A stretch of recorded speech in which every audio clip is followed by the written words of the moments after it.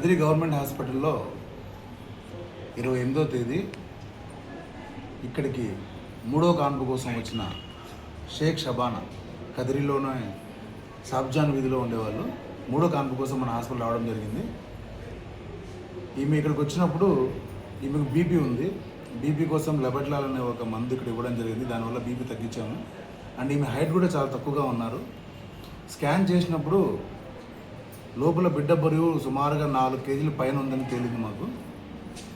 సజాప్రవాసం జనరల్గా ఇలాంటి కేసులో ప్రిఫర్ చేయము, సిజేరియన్కే వెళ్తాము.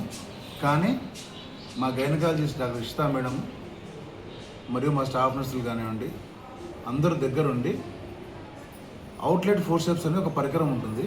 దాని సహాయంతో మరియు వ్యాక్యూమ్ అని ఉంటుంది, అంటే నెగిటివ్ సెక్షన్ అనమాట. బిడ్డను బయటకు లాగడానికి నెగిటివ్ సెక్షన్ ఉపయోగిస్తాము. ఆ 2 పరికరాలను ఉపయోగించి దాదాపుగా ఒక 2-3 గంటలు శ్రమించి సాధారణ కాన్పు చేయడం జరిగింది అనమాట.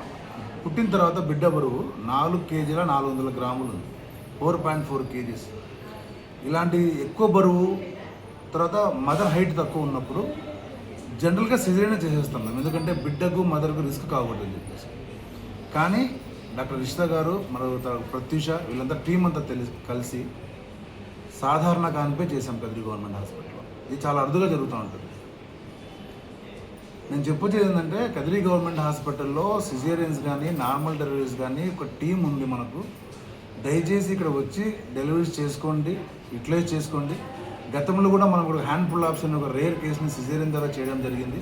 అది ఆల్రెడీ చెప్పడం జరిగింది నేను.